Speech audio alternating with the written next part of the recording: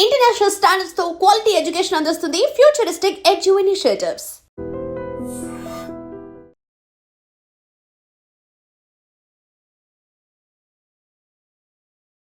నిజంగానే మొయినాబాద్ ఫామ్ హౌస్లో birthday party కాదా మీరు చెప్తున్నట్లు? మీ ఫ్రెండ్ పార్థసారథి ఇచ్చిన పార్టీనేనా? చాలా రోజులుగా మేము రియల్ ఎస్టేట్కి సంబంధించి బర్త్డే కోసం అది చేసామన్నది ప్రచారంలోకి వచ్చింది. బర్త్డే కోసం ప్రచారం చేస్తే అక్కడ కట్అవుట్ ఉంటుంది. అక్కడ ఒకటి బర్త్డే గ్రీటింగ్ కార్డు కూడా హల్చల్ చేసింది. అది నిజంగా ఫేక్? అది చిత్రం అంటే ఇన్విటేషన్ ఇస్తే కింద వాడ శ్రీనివాస్, అంతే కదా? అది శ్రీనివాస్ పెడతాం లేదు ఫ్రమ్ సిల్క్ హౌస్ క్రియేట్ చేశారు హైదరాబాద్లో. Already more than 12 crores turn out చేసింది.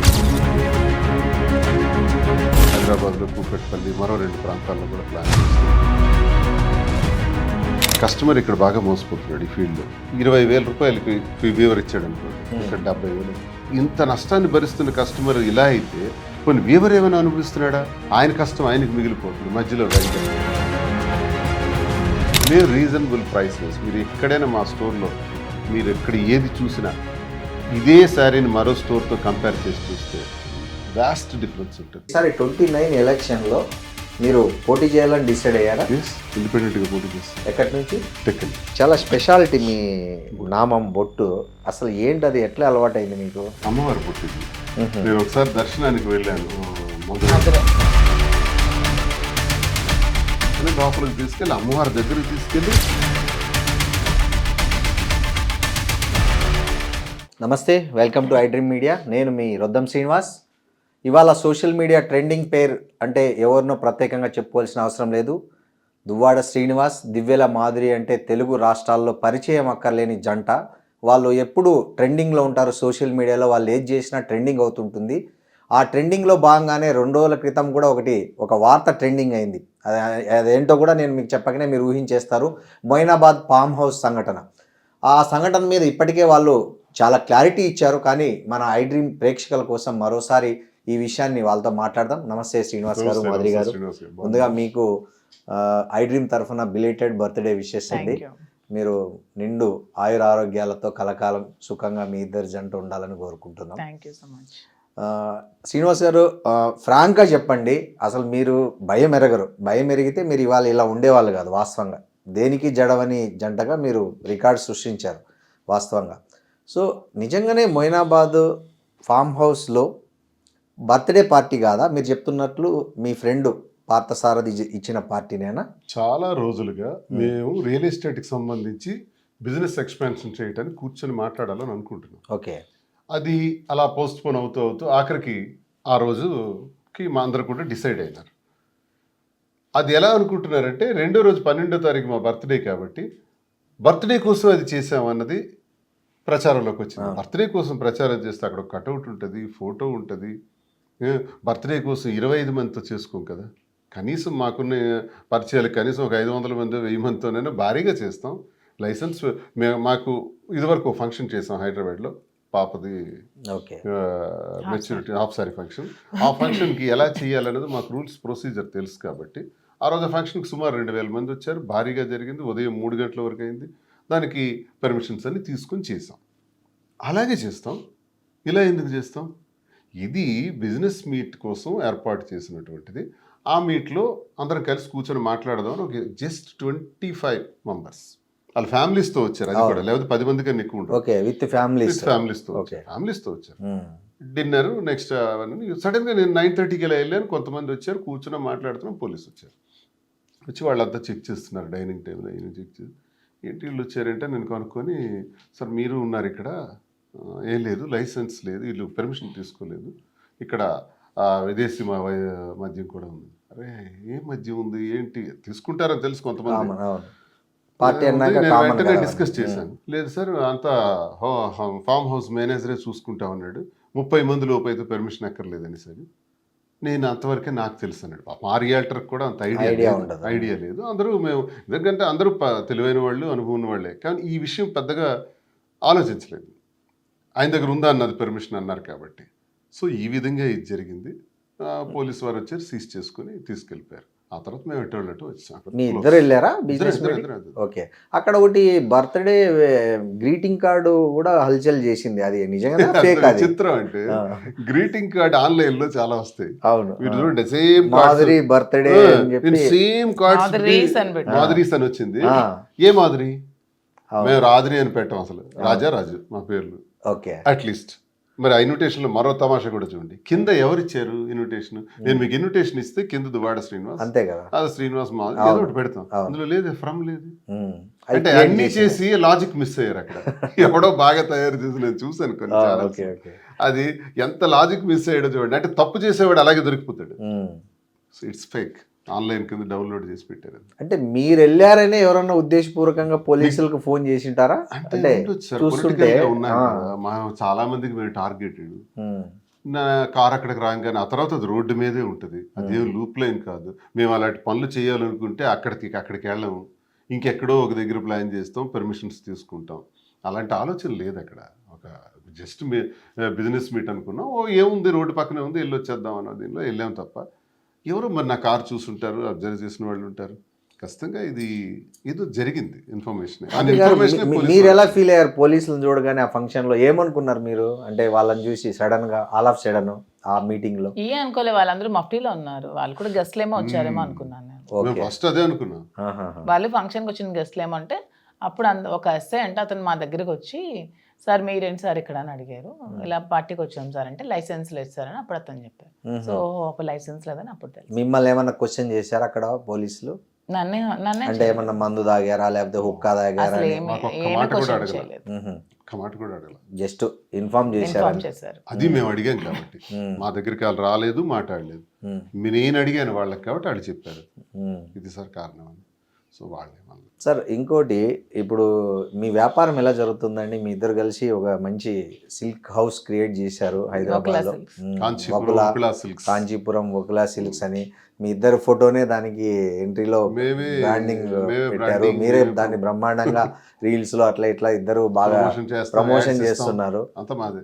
ఎలా ఉంది ఇప్పుడు దాని? బాగుంది సార్, చాలా మంది ఆల్రెడీ ఈ 10 నెలల్లోనే March 15th ఓపెన్ అయింది.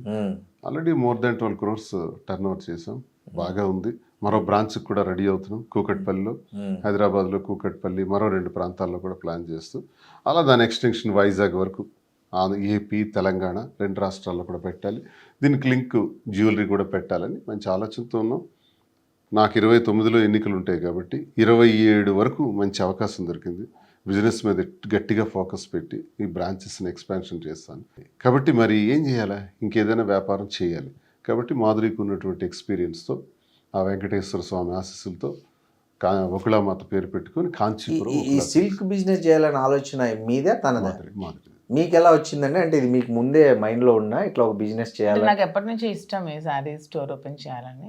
సో శ్రీని గారు చెప్పగానే ఓకే చెప్పి తను దగ్గరుండి స్టార్ట్అప్ చేయించారు. సో అంత మీరే మొత్తం వెతకడం, షాప్ కు ఎక్కడైతే బాగుంటది? లేదు అవన్నీ ఇంకైతే తను చెప్పిన తర్వాత నేను దీని మీద ఒపీనియన్ నాది. అంటే స్టోర్ శారీ స్టోర్ పెట్టాలనే ఒపీనియన్ చెప్పిన తర్వాత రీసెర్చ్ చేసాం బాగా.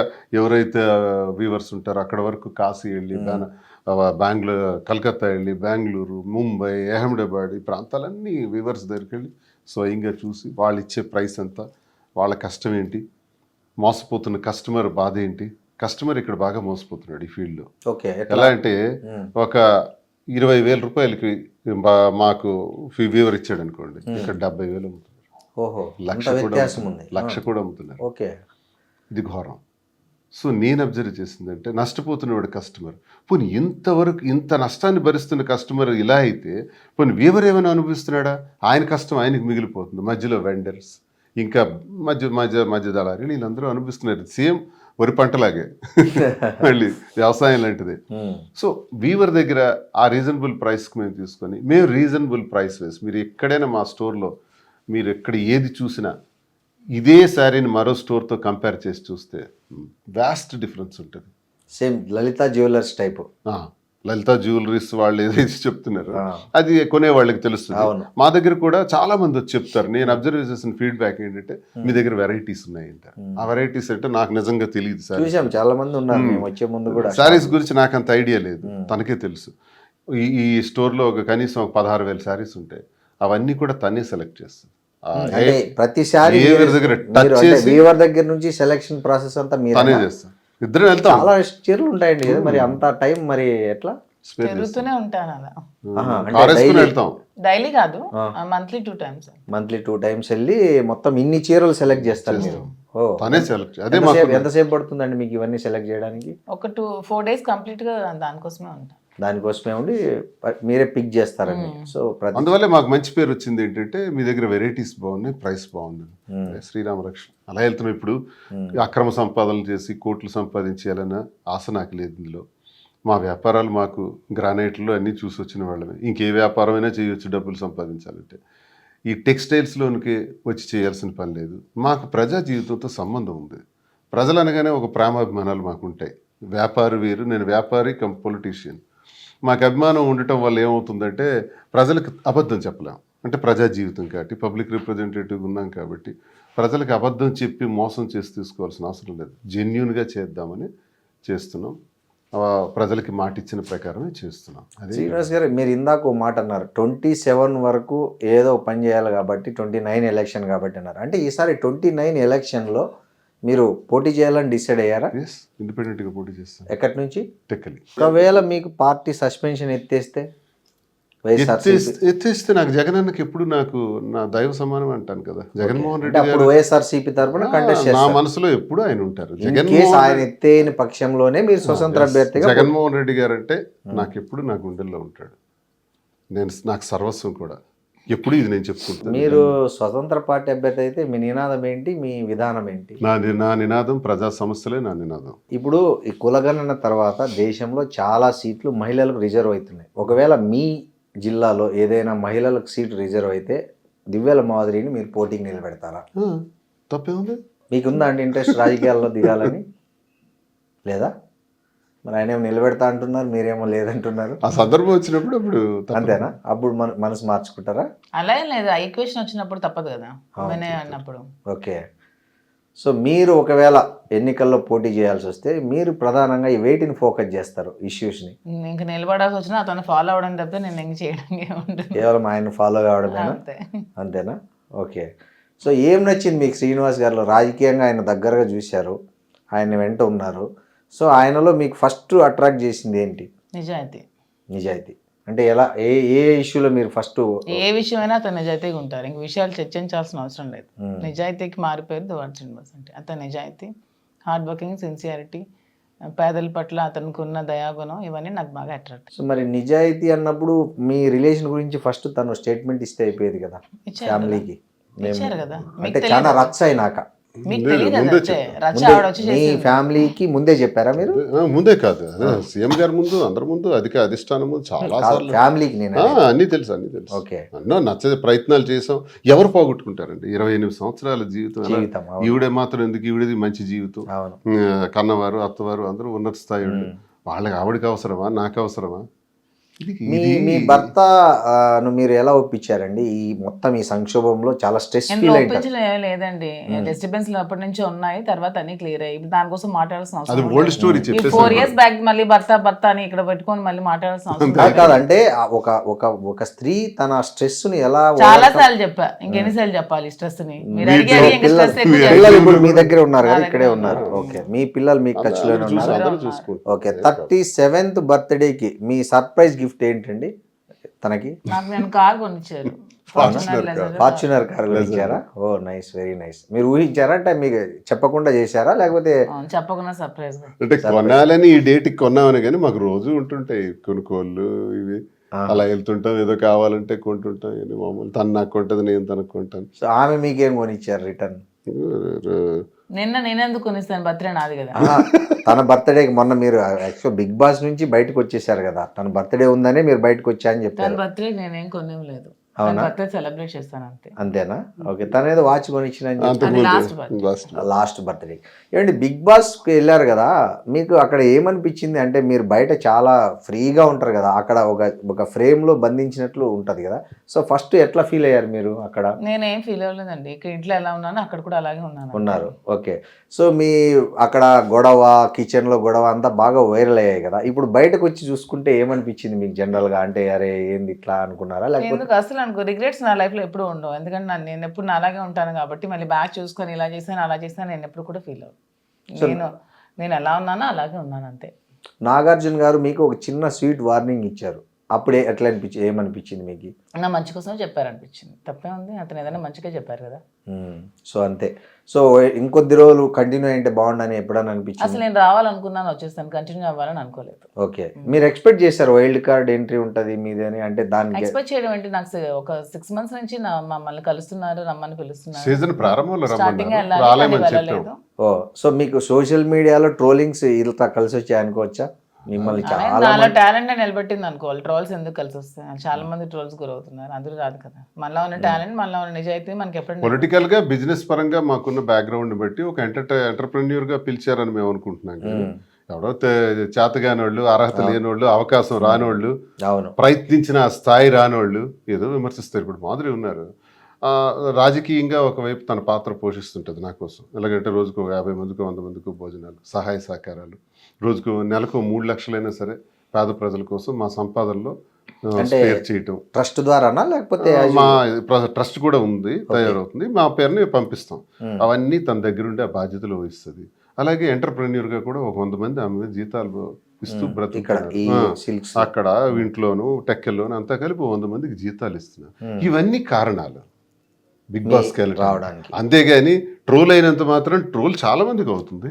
ట్రోలర్స్ ఎంతో మంది జీవితాలు రోడ్డున పడేవాళ్ళ జీవితాలు, చంపేసిన వాడు, చంపబడిన వాళ్ళు, ఎన్నో రకాల కథలతో మనం సోషల్ మీడియాలో చూస్తున్నాం. అందరూ బిగ్ బాస్లోకి రావట్లేదు. ఒక క్రెడిబిలిటీ ఉండాలి, ఒక దమ్ము ఉండాలి, వాయిస్ ఉండాలి. ఆ వాయిస్ ఎదుర్కొన్నారు, అవి చూసారు వాళ్ళు. ఏ సమాజంలో ఒక నిర్ణయం తీసుకున్నాం మేము, ఆ నిర్ణయం సమాజం దృష్ట్యా తప్పవచ్చు, తప్పైనా మాకు తప్పలేదు. ఆ తప్పలేని నిర్ణయాన్ని తీసుకుని ఎలా ముందుకు వెళ్తున్నాం అన్నది మా రోల్. ఇప్పుడు షర్ట్ ఇప్పితే అందరికీ మచ్చలు ఉంటాయి, నేను షర్ట్ ఇప్పి చూపించాను, ప్రతి ఒక్కడికి ఉన్న మచ్చలను దాచేసుకుంటారు. అబ్బాయి నేను శ్రీరామచంద్రుడు అంతుంటే చెప్తాడు, స్వర్గం నుంచి దిగొచ్చినట్టు చెప్తాడు. త్రేతాయుగంలో శ్రీరామచంద్రమూర్తి ఒక్క సీతాదేవితోనే అంకితమైనటువంటి మహానుభావుడు. శ్రీరామచంద్రమూర్తి తర్వాత ఇన్ని 4 లక్షల సంవత్సరాల్లో మరో మగాడిని చూపించండి, ఎవడంత నిజాయితీ వాడు ఉన్నాడు. కానీ మీరు ఇదే విషయం మీద ఒకసారి పవన్ కళ్యాణ్ విషయం మీద సాక్షి టీవీ డిబేట్ లో ఒక మాట అన్నారు. పవన్ కళ్యాణ్ తప్పు చేస్తున్నాడు, భార్యని వండుకొని ఇంకా ఇట్లా వేరే స్త్రీల వైపు చూడడం తప్పు, హిందూ మతంలో ఒక ధర్మం ఉంది, ఒక ఆచారం ఉంది, ఒక పద్ధతి ఉంది అని. సో మీకు ఈ సిచ్యుయేషన్ అలా వచ్చినప్పుడు ఎట్లా ఫీల్ అయ్యారు? ఆ మాట అంటే నేను అప్పుడున్న పరిస్థితులను బట్టి మా కొన్ని డైరెక్షన్స్ బట్టి ఆ రకంగా మాట్లాడాల్సి వచ్చింది. కానీ ఆయనకున్న పరిస్థితులు, ఆయనకున్న ఇబ్బందులు నేను చాలాసార్లు చెప్పాను. ఆ రకంగా నేను అప్పుడు మాట్లాడకపోవాల్సింది. ఈ రోజుల్లో ఎవరికి లేదు. ఇప్పుడు నేనే అన్నాను కదా, రెండో శ్రీరామచంద్రమూర్తి లేడు కదా, ఉంటే అతనికి సాష్టాంగ ప్రణామం చేస్తాం. మనం ఉన్నదాన్ని అడ్జస్ట్మెంట్ చేసుకొని, సర్దుబాటు చేసుకొని, ప్రజలకి తన వాళ్ళకి నష్టం లేకుండా, ఇంకొకరికి నష్టం లేకుండా, ఇంకొకరి కన్నీటికి కారణం కాకుండా అందరితో సమర్థించుకొని వెళ్తే ప్రజలు అంగీకరిస్తారు. నేను ఈ విషయాన్ని ప్రజలకు తెలియజేయకముందు 95% దువ్వాడ శ్రీని ఇంత నీచుడు అనేవారు. ఈ మా విషయాన్ని గొడవ అవుతున్నప్పుడు ఘోరంగా ఆ విషయాన్ని ప్రజలకి మీ ద్వారా, మీడియా ద్వారా నేను స్పష్టంగా తెలియజేసిన తర్వాత ఈరోజు 60-70% పాజిటివిటీలోకి వచ్చాం. తెలంగాణ వస్తే మేమున్నామని చెప్పి తెలంగాణ ప్రజలందరూ మాకు సహకరించి, మా వ్యాపార అభివృద్ధికి సహకరించి మాకు హక్కును చేర్చుకున్నారు. ఆంధ్ర ప్రజలందరూ కూడా మేము ఉన్నామని చెప్తున్నారు. ఇవన్నీ ఎలా పొందగలిగాం? దేశ విదేశాల నుంచి ఇప్పుడు రోడ్డు మీదకి వెళ్తే తక్కువ వెహికల్ అయిపోయి సార్ ఒక సెల్ఫీ, మేడం ఒక సెల్ఫీ అంటారు. బిగ్ బాస్ వాళ్ళు పిలిచినంత స్థాయికి మేము వెళ్ళామండి. బిగ్ బాస్ పిలవక ముందునే మీరు సెలబ్రిటీస్ అయిపోయారు. నెగిటివిటీ నుంచి పాజిటివిటీలోకి వచ్చాం కదా. ఎవరు చేశారు మాకు ఈ పాజిటివ్గా?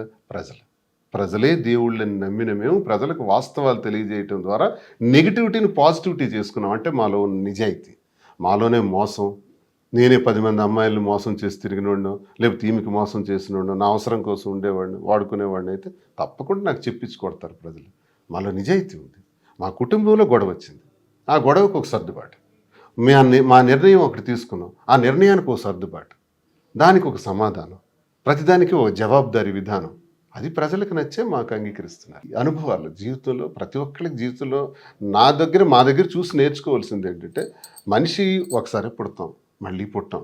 ఈ జన్మలో కలెక్టర్, వచ్చే జన్మలో వ్యాపారి, ఆ తర్వాత మహానటుడు అవటం, రామారావు గారి లాగా, ఇవన్నీ మనం ప్లాన్ చేసుకోవచ్చు. పుట్టిందే ఒకసారి, ఉన్నదే ఇంత, ఆ ఉన్నదానిలో మనకి ఎందుకు ఇవన్నీ? ఎవరికి ఇబ్బంది లేకుండా, ఒకరి కన్నిటికి కారణం కాకుండా మనం బ్రతికితే చాలు. మన లైఫ్ మన ఇష్టం. మన కథకి మనమే హీరో, మహేష్ బాబు అన్నట్టు. ఇంకోటి మనల్ని హీరో చేయడు, మనకు డిజైన్ చేసుకోవాలి. జీవిత సత్యం అంతే. అవునండి. సినిమాలు అంటే గుర్తొచ్చి మొన్న మీరు నటించిన ప్రేమ అంటే సినిమా రిలీజ్ అయింది. దాంట్లో మీ ఇద్దరు గెస్ట్ రోల్ చేశారు. అవును. అంటే ఇంకేమన్నా ఉన్నాయా లైన్లో వచ్చే సినిమాలు కానీ ఎవరన్నా? అడుగుతున్నారు. అంటే ఎలాంటి రోల్స్ కు పిలుస్తున్నారండి? ఏమన్నా ఉన్నాయా లైన్లో? త్వరలో ఏమన్నా మిమ్మల్ని చెప్పారు కానీ నాకు ఆ రోల్స్, మదర్ రోల్స్ అవన్నీ నాకు ఇష్టం లేదు. నాకు ఏదైనా ఒక విలన్ క్యారెక్టర్ చేయాలని ఉంది, నెగిటివ్. అవునా? సో అంటే ఇప్పుడు లెంతీ రోల్ అయితే చేయాలని ఉంది. అది ఇలా మరి guest ఒకటి role నిమిషం. అలా కాదు, ఒక లెంతీ రోల్ మంచిది వస్తే చేస్తాను. మంచిది వస్తే అలాంటిది ఇంతవరకు రాలేదు, వచ్చేదే చేస్తాను. సో మీకు ఈ మదర్ రోల్ ఆఫర్ చేసింది ఎవరండి? ఎవరో తెలియదు, ఒక టీం వచ్చారు, ఏదో చిన్న సినిమా, అలా కూడా ఇష్టం లేదు. ఒక మంచి సినిమాలో ఒక మంచి విలన్ పోర్షన్ చేయాలని. అంటే only villain. Suppose heroine character వచ్చింది అనుకోండి, నాకు ఎందుకండి వస్తుంది నా ఏజ్ కి. అదేందండి అట్లా అంటారు? హీరోయిన్ క్యారెక్టర్ అనేది ఏజ్ని బట్టి కాదు కదా, లుక్ని బట్టి దీన్ని బట్టి వస్తుంది కదా. నాకు ఒక విలన్ క్యారెక్టర్, ఒక అత్త లేకపోతే ఒక విలన్, అలా ఏమైనా ఒక నెగిటివ్ షేడ్ చేయాలని. నెగిటివ్ షేడ్ చేయాలి. ఓకే. మీకు శ్రీనివాస్ గారు మీకు ఎలాంటి రోల్? అతను కూడా విలన్ రోల్ లోనే స్టేజ్ చూడాలి. యాక్టర్ నేను.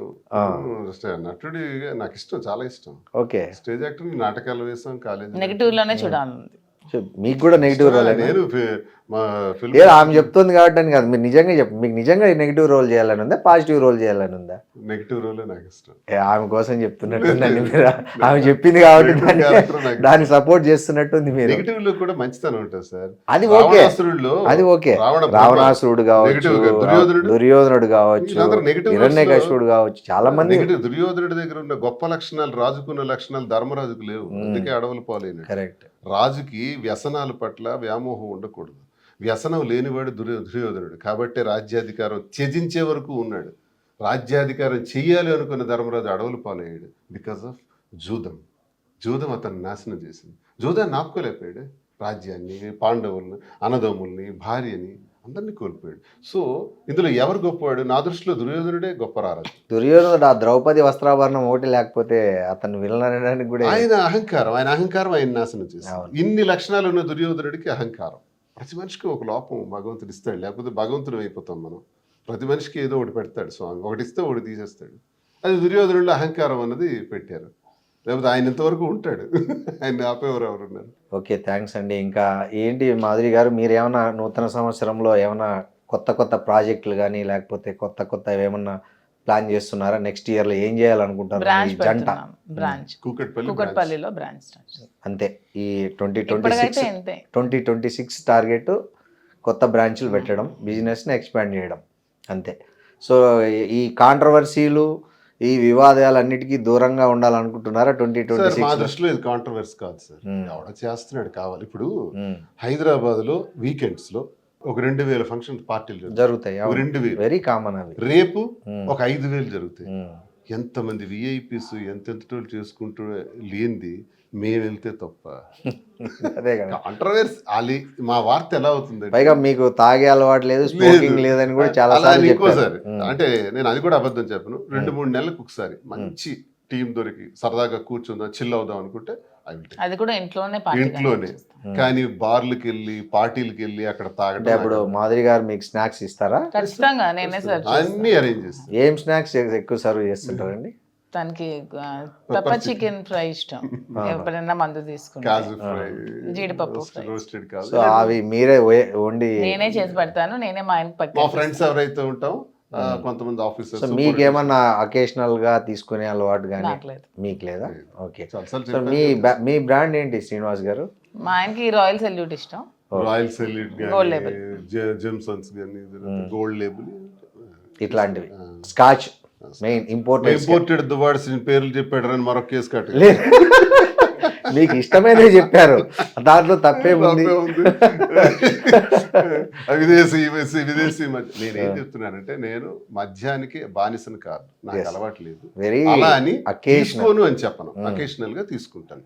ఇలా బార్లకు వెళ్ళి, పబ్బులకి వెళ్ళి, పార్టీలకు వెళ్ళి కాదు. మేము పార్టీకి వెళ్ళాము, పిలిచారు, వెళ్ళాము.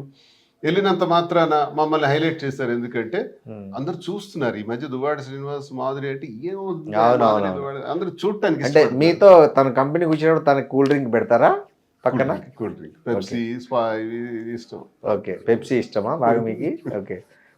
మీరు పెప్సీ దాక్కుంటూ మీరు మీ ఇష్టమైన డ్రింక్ తనకి చేసుకుంటూ ఎక్కువ ఈ స్పెండ్ chicken, చేస్తారు ఈ ఎప్పుడన్నా అలాంటివన్నీ- ఈ స్ట్రెస్ వీకెండ్స్ లో అది చికెన్ అలాంటివన్నీ ఇష్టం ఎక్కువ. మీ తనకి ఇష్టమైన ఫుడ్ ఏంటండి మామూలుగా ఎన్వి ఎన్విలో ఏది ఎక్కువ రోజు ఉండాలి. ఎన్విలో చికెన్, మటన్ ఖీమా ఇలాంటివన్నీ ఇంట్రెస్ట్. ఓకే డైలీ ఉండాల్సిందేనా మీకు నాన్ వెజ్ అంటే ఏంటి? చిన్నప్పటి నుంచి ఫాదర్ బాగా అలవాటు అయిపోయింది. నాన్న కూడా ఇప్పటికీ రోజు నాన్ వెజ్ తింటారు. ఓకే సో అలా డైలీ నాన్ వెజ్ ఉండాలి ఎక్సెప్ట్ సాటర్డే, ఎందుకంటే వెంకటేశ్వర స్వామి నాకు ఇష్టం కాబట్టి సాటర్డే ఒకటే సాటర్డే ఒక్కరోజు మినహాయిస్తారు రెస్ట్ ఇచ్చి మిగతా అన్ని రోజులు తింటాను. తింటారు. ఓకే మంచిగా శుభ్రంగా నేను బాగా ఫుల్ గా తింటాను, అతను తక్కువ తింటాను. సో మార్నింగ్ మళ్ళీ జిమ్ చేసేస్తారా అదంతా నేనేం చేయను, అతను అర్థం చేస్తారా? థ్రెడ్మిల్ సో అయినా మీరు బాగానే మెయింటైన్ చేస్తున్నారండి. కిడ్నీ కూడా ఏమే ఈ మధ్య టైట్ చేస్తున్నాను, మెయింటైన్ స్వీట్స్ అవి తినవట్లేదు. తినట్లేదా మీరు? ఎందుకు? సన్నమావని వెయిట్ తగ్గే ఉండాలి ఇప్పుడు. మరి మీతో పాటు జిమ్ జాయిన్ చేసుకోవచ్చు. చెప్తున్నాను అది కూడా. ఏమంటున్నారు? చేస్తాను. నేను కొంచెం మార్నింగ్ లేవడానికి ఇష్టపడను. 3 రోజులు చేస్తే 4 రోజులు night owl person, night late గా పడుకుంటే మార్నింగ్ లేట్ గా లేస్తాను. ఈవినింగ్ చేయండి పోనీ. టైం ఎక్కడ టైం ఉండట్లేదండి. ఈ రోజు 3 రోజులు హైదరాబాద్ లో ఉంటే, 4 రోజులు టెక్కల్లో ఉంటే, 2 రోజులు వేరే ప్లేస్ లో ఉంటే అలా అవుతుంది. సో శ్రీనివాస్ గారు మాత్రం 60 అన్నా ఎవరు నమ్మేటట్టు లేరు. ఆయన అసలు బ్రహ్మాండంగా పర్ఫెక్ట్ గా ఉన్నారు. మరి డైలీ నా 30 years నుంచి నా వెయిట్ 72. ఒక్క కేజీ కూడా పెరగల. 73 నేను చూడలా. గ్రేట్ అండి. 72, 71.5 ఇలా ఉంటాను. అన్ని తింటాం కానీ లిమిటెడ్ గా తింటాను. ఇతను అన్ని తింటారు, స్వీట్స్ అన్ని తింటారు, నాన్ వెజ్. మిమ్మల్ని తినద్దనడం కరెక్ట్ కాదు కదా. పాపం తన ముందు దీన్ని తినొచ్చు. 37 అంటే నేను ఎక్కువ, అతను ఒక స్వీట్ తినాక నేను ఒక 5 స్వీట్స్ తింటా. అది ఓకే. ఇంకా రాను రాను తగ్గించాలి. 40 వచ్చినప్పటికీ మనం కొంచెం జాగ్రత్తలు పడాలని చెప్తున్నాను. సార్ మీకు ఈ చాలా స్పెషాలిటీ మీ నామం బొట్టు అసలు ఏంటి? అది ఎట్లా అలవాటైంది మీకు? అమ్మవారు పుట్టింది. నేను ఒకసారి దర్శనానికి వెళ్ళాను మదురైకి. మధుర మీనాక్షిది దర్శనం సరిగ్గా జరగలేదు. అలా నిల్చున్నాను. ఒక ప్రీస్ట్ వచ్చారు, ఆయన పంతులు గారు వచ్చి వాంగ అని పిలిచారు. వెళ్ళా దర్శనం మళ్ళీ చేస్తాము రండి అని అన్నారు. అని లోపలికి తీసుకెళ్ళి అమ్మవారి దగ్గరికి తీసుకెళ్ళి అమ్మవారికి పూజ చేయించి అమ్మవారి ఒళ్ళో ఉన్న దండ తీసి నా మెడలో వేసి ఇది ఇచ్చారు, బొట్టు ఇచ్చారు. ఈ బొట్టు ఎప్పుడు పెట్టుకొని పెట్టారు. ఆ బొట్టు రాత్రి వరకు తీలా నేను. ఎందుకో నాకు ఒక వైబ్. ఆ బొట్టు రేపు 2వ రోజు పెడతాను, 3వ రోజు పెడతాను. అలాగా బొట్టు అది సంపెంగ, ఎండిపోయిన సంపెంగ ఫ్లవర్ తో చేస్తారు. అది ఇంకెక్కడా దొరకదు, ఒక్క మధురైలోనే దొరుకుతుంది. నేను అక్కడి నుంచి రప్పిస్తా. ఇది దీనికి ఒక ఫ్లవర్ కూడా మంచి స్మెల్ ఉంటుంది. ఇది మామూలు కుంకుమ కాదు. ఇది ఆ సంపెంగ ఫ్లవర్స్ ని, ఆ లీవ్స్ ని బాగా డ్రై చేసి పౌడర్ చేసి ఆ ఫ్లవర్ తో తయారు చేస్తారు. అదే పెడతాను. అది పెట్టి బయటకు వస్తాను డైలీ. సో 30 ఏళ్ళ నుంచి ఇది మీరు. అది నాకు ఒక శక్తిని ఇస్తుంది అంతే. జస్ట్ 5 years లేదు 15 years అయింది బొట్టు. 15 years. నేను 2012-13 నుంచి పెట్టాను. సో మీకు ఫస్ట్ ఆ బొట్టు గిట్టు పెట్టుకున్నప్పుడు శ్రీనివాస్ గారు అంతకుముందు అది షేవ్, క్లీన్ షేవ్. నాకు క్లీన్ షేవ్ అంటే ఇష్టం ఉండదు. మీసాలు ఇవన్నీ తీసేసి క్లీన్. సో ఆమె కోసమే గడ్డం పెంచుతున్నారా? లేదు, ఈ గడ్డం కూడా ఒక 7-8 సంవత్సరాలు ఈ మోడలింగ్, ఈ ట్రిమ్మింగ్ అంతా తను చేసి. మీకు మొత్తం మీ ఇవన్నీ చేసేసి అపియరెన్స్ మొత్తం తనదే క్రెడిట్. అంటే ముందు హెయిర్ మధ్యలో దూకునే వాళ్ళం, ఇష్టం లేక అంటే మార్చేస్తాం. సో ఆ హెయిర్ స్టైల్ కూడా మీ చాయిస్. ఈ వీకట్ ఇవన్నీ తనే చేస్తుంది. ఓకే బాగుందండి. మీకు అసలు మీ ప్రేమ జంట అసలు హ్యాపీగా ఒకరి మంచి చెడులు ఒకరు చూసుకుంటూ, కొత్త పెళ్ళైన జంటలు కదా, ఎలా ఒకరి పట్ల ఒకరు అఫెక్షన్, కన్సర్న్. ఇక్కడ ప్రేమ సార్. ఎప్పుడు పెళ్ళి అయింది, ఎన్నాళ్ళు అయింది, ఎలా అయింది కదా, ప్రేమ, ఆప్యాయత. ఇదే చాలామంది జీవితంలో కరువు అయిపోతుంది. చాలామంది మహిళల్లో కూడా కరువు అయినప్పుడు సూసైడల్ సిచ్యువేషన్కి వస్తారు, తప్పు. అలాగే జెంట్స్ కూడా చాలామంది ఇబ్బందులు పడేవాళ్ళు ఉన్నారు. వాళ్ళు కూడా నరక యాతన అనుభవిస్తారు, జబ్బులు తెచ్చుకుంటారు, అనారోగ్య పాలవుతారు. అందరికీ ఇలా చేయమని నేను అన్ను, కానీ లైఫ్లో సర్దుబాట్లు జాగ్రత్త చేసుకొని లైఫ్ని అడ్జస్ట్ చేసుకొని బ్యాలెన్స్ చేసుకుంటూ వెళ్ళాలి. జీవితం చిన్నది. ఆ చిన్నదాన్ని ఇలాంటి గొడవలు పెట్టుకోకుండా ప్రేమతో ఉండాలి. పెళ్ళైన వాళ్ళు కూడా ప్రేమతో భార్యాభర్తలు ఉండాలి. ఒకవేళ ఇలా జరిగితే, మాలాంటి పరిస్థితులు వస్తే ఇలా కూడా ఉండొచ్చు. మీరు బెస్ట్ ఎగ్జాంపుల్గా నిలిచారు. అట్లా ఉండి సెకండ్ ఇన్నింగ్స్ను కూడా చాలా సక్సెస్ఫుల్గా లీడ్ చేయొచ్చు అనే దానికి మీ ఇద్దరు ఒక తెలుగు రాష్ట్రాల్లో ఒక ట్రెండ్ క్రియేట్ చేసి, దీన్ని అపహాస్యం చేసేవాడు, దీన్ని అసలు రాంగ్ వేలో అర్థం చేసుకునేవాడు, మాకు ఇది ఇన్ఫాక్చుయేషన్ అని, ఆకర్షణ అని, ఇలాగ కామెంట్స్ పెట్టేవాళ్ళు నాకు అర్థం కాదు. మీ స్టార్టింగ్ డేస్ లో విపరీతంగా ట్రోల్ చేసి బ్యాడ్ కామెంట్స్ పెట్టేవాళ్ళు కదా, అప్పుడు 95% మీకు చాలా స్ట్రెస్ వచ్చింటది కదండి అప్పుడు. ఎందుకు రాదండి, అప్పుడు ఎవరు మిమ్మల్ని కన్సోల్, ఆయన ఎలా కన్సోల్ చేసేవాళ్ళు మిమ్మల్ని? ధైర్యం చెప్పేవాళ్ళు నాకు. ఇవి మామూలే ఇట్లంతా పట్టించుకో. నాకు ఇలా స్టార్టింగ్ లో నేను స్ట్రెస్ కి ఇలా ఉన్నప్పుడు నాకు మన సీఎం జయలలిత స్టోరీస్ అవన్నీ చెప్పేవాళ్ళు. ఎన్నో అవమానాలను ఎదుర్కొని తను అలా వచ్చింది చేసిందని మంచి ఇన్స్పిరేషనల్ స్టోరీస్ అన్ని చెప్పేవాళ్ళు. అది నన్ను చాలా స్ట్రాంగ్ చేస్తుంది. సో అట్లా మీరు దాన్ని ఓవర్కమ్ అయ్యారు ఆ స్ట్రెస్. 100%. సో బాగుంది మీ కథ. Thank you very much. Thank you అండి. Thank you very much sir.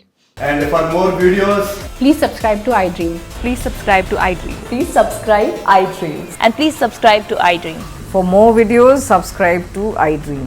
please like, share, and subscribe to the channel. Congratulations iDream. Subscribe to iDream.